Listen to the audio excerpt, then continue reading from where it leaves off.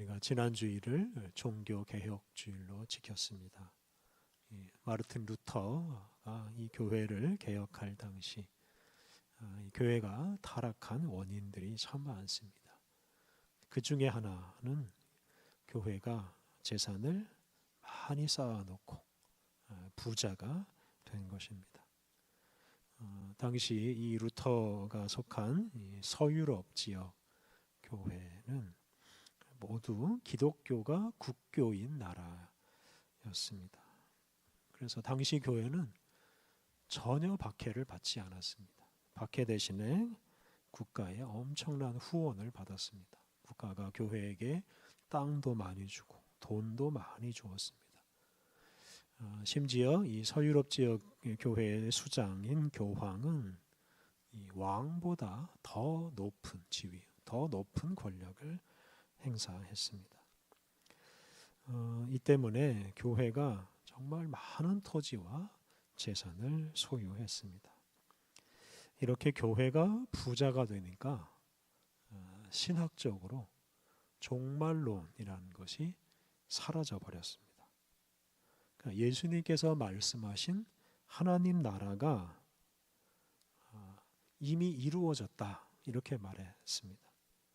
그러니까 기독교가 온 세계의 국교가 되었고 교회가 부유하고 평화롭게 살고 있으니까 이것보다 더 좋은 세상이 이루어질 수가 없다고 생각했습니다.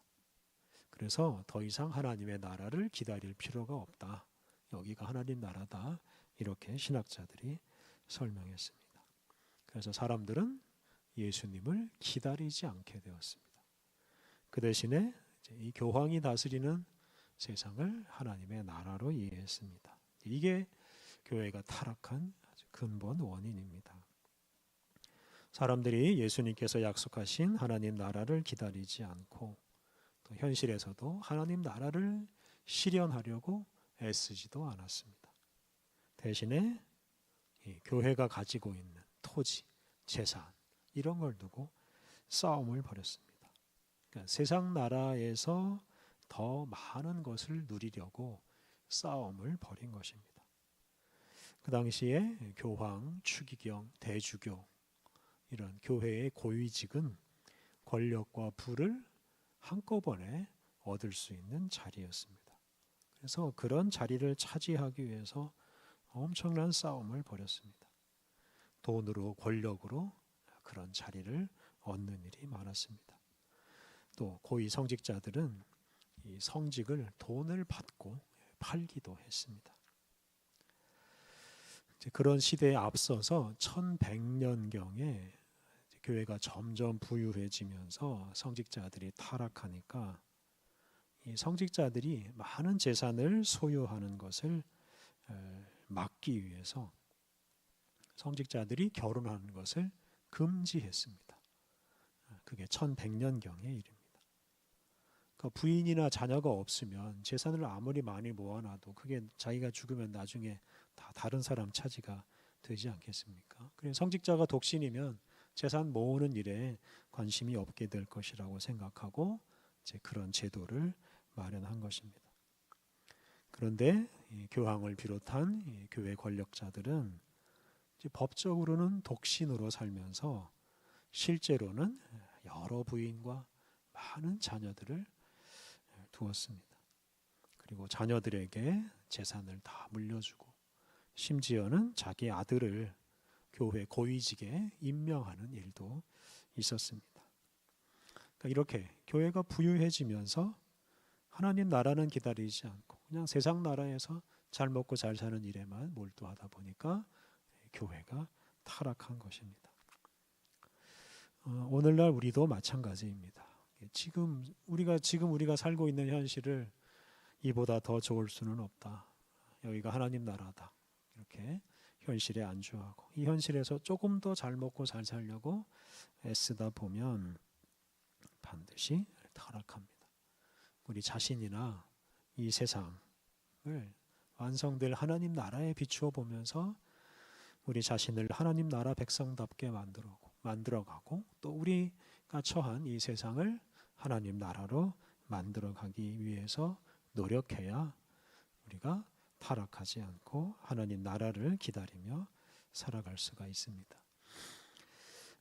신약 성경 중에서 이 데살로니가 전서와 데살로니가 후서는 예수님께서 반드시 오셔서 하나님 나라를 완성하실 것이다 라고 강조하면서 우리 그리스도인들은 그 예수님을 기다리면서 살아야 된다 라고 말합니다. 오늘 우리가 신약 성경 중에서 골로새서, 데살로니가 전서, 데살로니가 후서를 공부합니다.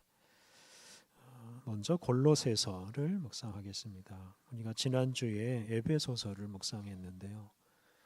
골로새서와 에베소서는 그 내용이 비슷합니다.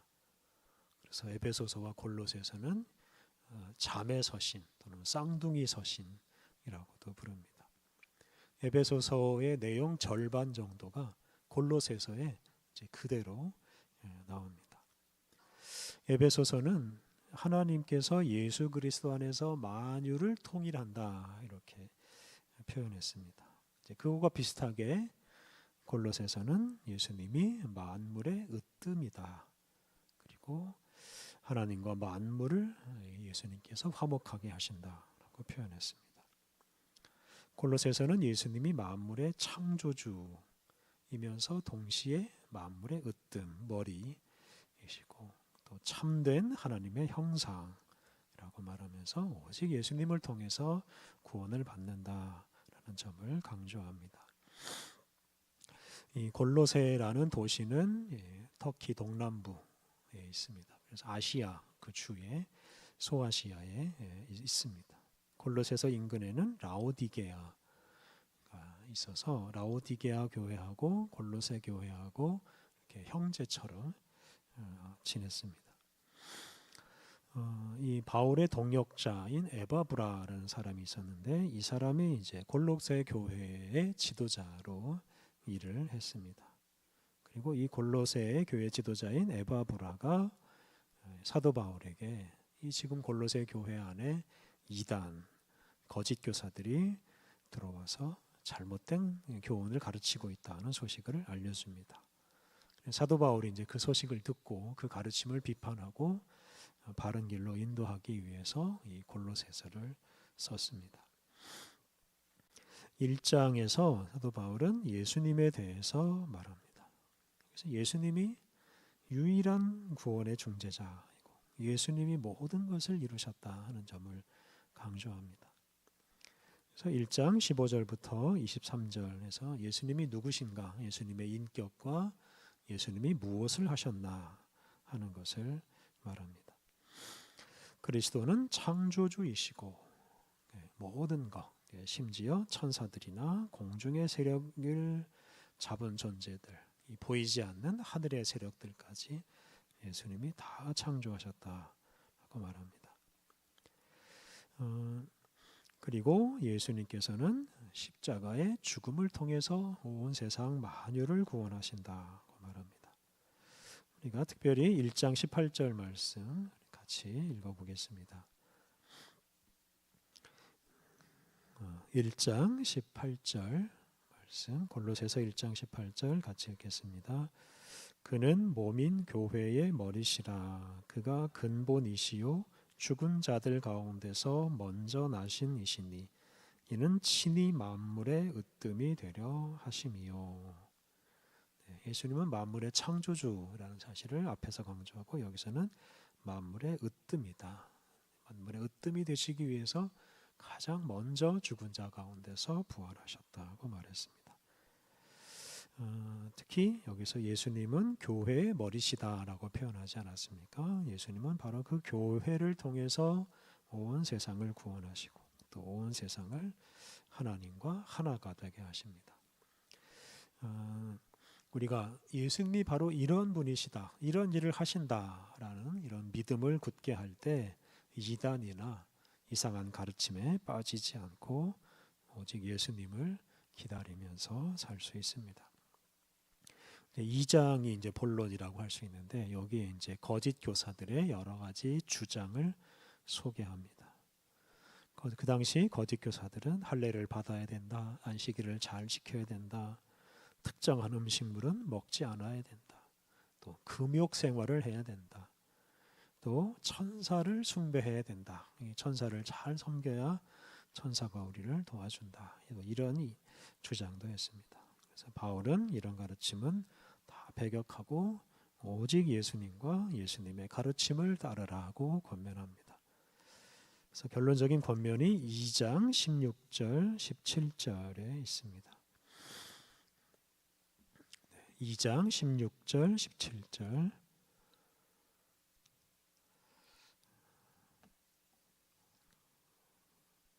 2장 16절 17절이 아니고 6절 7절 말씀입니다. 죄송합니다. 2장 6절과 7절 말씀 같이 읽겠습니다. 그러므로 너희가 그리스도 예수를 주로 받았으니 그 안에서 행하되 그 안에 뿌리를 박으며 세움을 받아 교훈을 받은 대로 믿음에 굳게 서서 감사함을 넘치게 하라. 예수님 안에 깊이 뿌리를 내리고 살아라. 그리고 거짓 가르침을 잘 물리치라고 권면했습니다. 3장과 4장은 이제 실천 지침, 앞으로 어떻게 살아야 되느냐에 관한 말씀입니다.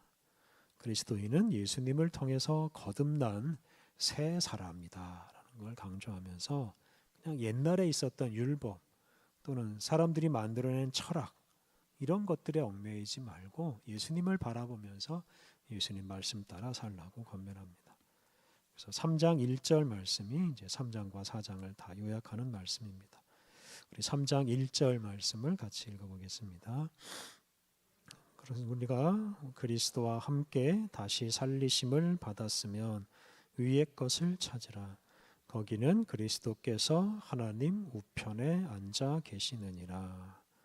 그래서 땅의 것 또는 사람의 가르침 이런 것들은 따르지 말고 위에 계신 하늘에 계신 예수님을 바라보면서 예수님 말씀 따라 살라고 하였습니다.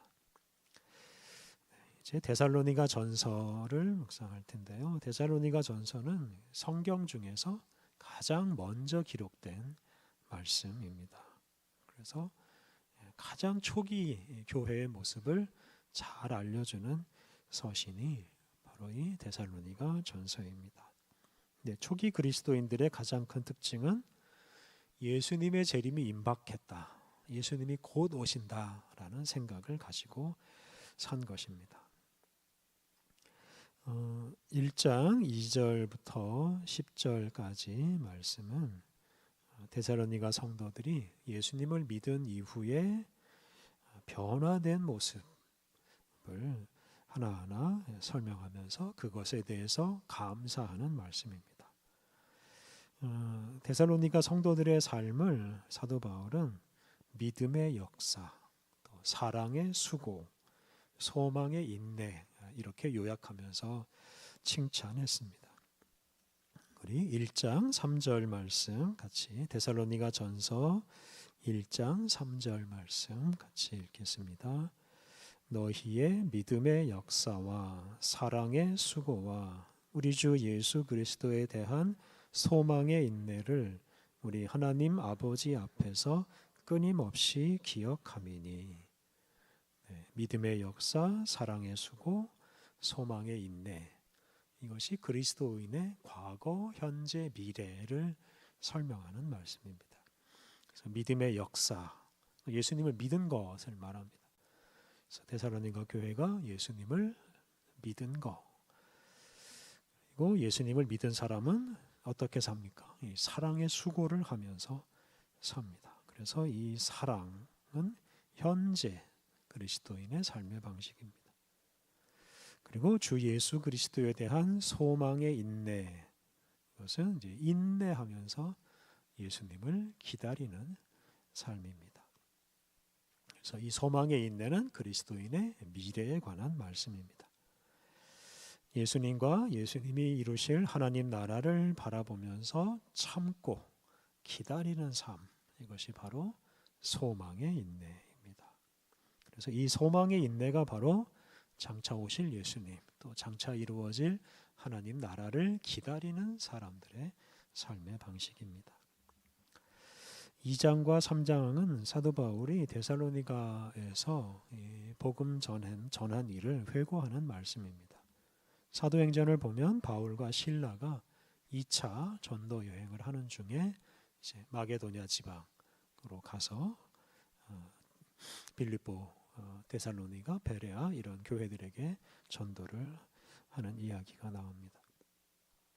그래서 사도 바울은 그때 아주 신실하게 복음을 전했고 데살로니가의 성도들도 신실하게 복음을 받아들였다. 그리고 그것 때문에 많은 환난도 받았다라고 말합니다. 이제 데살로니가 전서에서 가장 중요한 부분은 이제 4장과 5장에 있는데요. 4장 1절부터 12절은 하나님을 기쁘시게 하는 생활을 하라라고 권면합니다. 그리고 이제 4장 13절부터 5장 11절 말씀이 예수님의 재림과 죽은 자들의 부활에 관한 말씀입니다. 먼저 4장 13절부터 18절 말씀은 예수님이 재림하기 전에 죽은 사람들의 문제에 대한 대답입니다. 앞서 말씀드린 대로 당시 그리스도인들은 자기들 세대에, 다시 말하면 자기들이 살아있을 때 예수님이 오신다고 생각했습니다. 예수님이 곧 오신다 이런 생각을 했고, 그래서 늘 예수님 맞을 준비를 하면서 살았습니다. 그러다 보니 세상 나라에서 호의호식하며 사는 것에는 아무런 관심이 없었습니다. 재산을 쌓아두지 않았고 오히려 다 처분해서 예수님 맞을 준비하는 일에 최선을 다했습니다. 그래서 재산 쌓아놓고 재산 관리하는 것은 하나님 나라를 기다리는 일에 방해가 된다고 생각해서 다 처분하고 가난한 사람들과 함께 모여 살았습니다. 이런 생활 방식 때문에 교회가 당시 사람들에게 큰 사랑을 받았고 많은 사람들이 교회로 몰려와서 교회가 크게 부흥했습니다. 그런데 이제 문제는 시간이 자꾸 가는데 예수님이 오시질 않고 믿는 사람들 가운데 죽는 사람들이 생겼습니다. 그러자 일부 그리스도인들은 예수님 재림 전에 죽은 그리스도인들은 예수님이 재림하실 때 그 예수님의 다스림에 참여하지 못할 것이다. 이 사람들은 저주받아서 예수님 오시기 전에 죽은 사람들이다. 뭐 이런 걱정을 했습니다. 이제 그런 문제에 대해서 사도 바울은 죽은 자가 예수님 재림 전에 죽은 사람이 먼저 부활해서 먼저 예수님을 영접한다라고 말해 주었습니다. 오늘 우리가 그 부분을 읽었는데요. 4장 16절 말씀을 다시 한번 읽어보겠습니다. 데살로니가 전서 4장 16절 말씀 같이 읽겠습니다. 주께서 호령과 천사장의 소리와 하나님의 나팔 소리로 친히 하늘로부터 강림하시리니 그리스도 안에서 죽은 자들이 먼저 일어나고, 그리스도 안에서 죽은 자, 예수님 재림하기 전에 먼저 죽은 사람들이 먼저 일어날 것이다. 먼저 부활할 것이다. 라고 말했습니다. 그래서 예수님의 재림 전에 죽은 사람들이 저주받은 사람이 아니고 버림받은 사람이 아니고 먼저 부활할 사람들이라고 한 것입니다.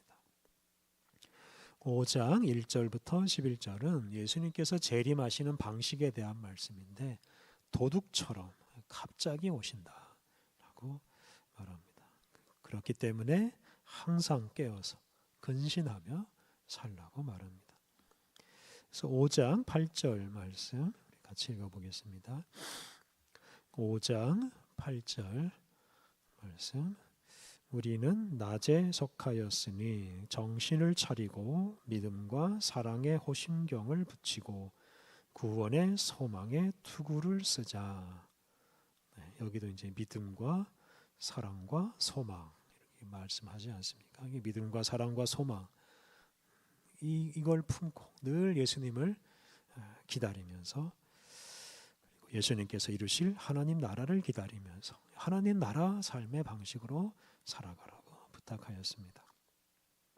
이제 5장 12절 이하 말씀은 이제 마지막 인사하는 말인데 그 중에 가장 유명한 말씀이 5장 16절부터 18절에 있습니다. 우리 그 부분 같이 읽겠습니다. 16절부터 18절 시작. 항상 기뻐하라. 쉬지 말고 기도하라. 범사에 감사하라. 이것이 그리스도 예수 안에서 너희를 향하신 하나님의 뜻이니라.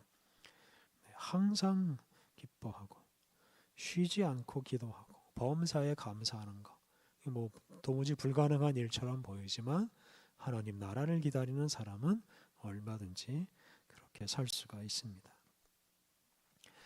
데살로니가 후서는 데살로니가 교회에 보낸 이제 두 번째 편지입니다. 데살로니가 후서에서도 예수님을 기다리는 자세에 대해서 말합니다. 데살로니가 교회에 주의 날이 이미 이르렀다라고 말하는 사람들이 있었고, 또 한편으로는 예수님의 재림이 임박했으니 아무것도 하지 말고 그냥 놀자, 우리가 이래봐야 아무 소용없다라고 생각하는 사람들도 있었습니다. 이런 사람들을 바로잡기 위해서 사도 바울이 데살로니가 후서를 보냈습니다. 1장에서 사도 바울은 예수님이 반드시 재림하시고, 그리고 재림하신 예수님이 공의로운 심판을 하신다라는 점을 말합니다. 이제 시간은 자꾸 흘러가는데 예수님이 오시지 않으니까 이 의심하는 사람들이 생겼습니다. 그래서 예수님이 이미 오셨다 이렇게 말하는 사람도 생겼습니다. 이에 대해서 사도 바울은 반드시 예수님이 오신다. 그리고 예수님이 오셔서 성도들이 받는 그 환난, 박해에 대해서 다 보상해 주신다라고 말씀하십니다. 그러면서 박해와 환난을 두려워하지 말고 예수님을 기다리면서 그리스도인답게 살라고 당부합니다. 2장을 보면 예수님께서 재림하시기 전에 악의 세력이 왕성하게 활동할 것이라고 경고합니다. 이것을 이제 복음서에서는 재림의 징조라고 하였습니다. 사도 바울은 특히 이 적그리스도, 다시 말하면 이제 예수님을 대적하는 존재가 출현할 것이라고 말했습니다. 그래서 이 예수님께서 오시기 전에 예수님을 반대하고 또 예수님께서 이루실 하나님 나라를 반대하는 세력이 왕성하게 활동할 것이라고 이제 경고하였습니다. 그래서 그런 적그리스도에 대항하기 위해서는 사도들이 전해준 말씀을 늘 기억하고 순종해야 된다라고 하였습니다. 이 사도들이 전해준 말씀, 그것은 오늘날 신약 성경을 가리킵니다. 그래서 이 성경 말씀을 소중하게 여기고, 특히 성경에서 말씀하신 예수님께서 반드시 오시고 반드시 하나님 나라를 이루신다 하는 말씀을 꼭 기억하고 그 말씀을 확신하며 살아가야 합니다. 이제 3장에서 재림을 기다리는 자세에 대해서 말합니다. 사도 바울은 열심히 일하고 게으른 사람에게는 먹을 것을 주지 말라라고 권면하였습니다.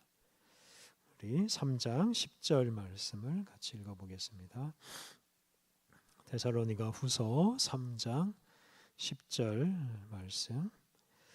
우리가 너희와 함께 있을 때에도 너희에게 명하기를 누구든지 일하기 싫어하거든 먹지도 말게 하라 하였더니, 당시 그리스도인 중에는 예수님이 재림하시면 심판으로 다 불에 태워 없애실 것이라고 생각하고, 그러니까 사람이 한 거는 다 허사가 된다라고 생각하고 아무 일도 하지 않고 그냥 놀기만 하는 사람들이 있었습니다. 그런 사람들에게 사도 바울은 열심히 일하라고 당부하였습니다. 그래서 우리가 하는 일, 이거 그냥 허망하게 끝나지 않는다라는 뜻입니다. 예수님은 지금 우리 그리스도인들과 함께 여기서 하나님의 나라를 이렇게 하나하나 만들어가고 계시다라고 생각해야 됩니다.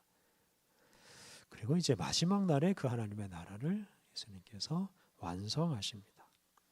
그래서 지금 여기서 예수님과 함께 하나님 나라를 실현해 가는 사람이 진정으로 하나님 나라를 기다리는 사람입니다. 그래서 그런 사람은 하루하루 열심히 살아갑니다. 우리는 예수님을 기다리는 사람입니다. 우리는 예수님께서 이루실 하나님 나라 소망을 가지고 살아갑니다. 우리 인생과 우리가 지금 하고 있는 모든 일이 예수님이 오심으로 다 아름답게 완성될 것입니다. 우리는 늘 그런 소망을 품고 우리 현실에서 잘 인내하면서 살아가야 합니다. 특별히 세상에서 잘 살고자 하는 그런 욕망은 다 내어버리고 이 땅에서 하나님 나라를 실현하면서 하나님 나라 백성답게 살아가야 하겠습니다. 우리 함께 기도하겠습니다. 하나님, 다시 오실 예수님과 예수님이 완성하실 하나님 나라를 바라보며 살게 하옵소서. 이 세상을 전부로 알고 이 세상에서 마음껏 먹고 마시고 즐기는 일에 몰두하는 어리석은 사람이 되지 않게 하옵소서.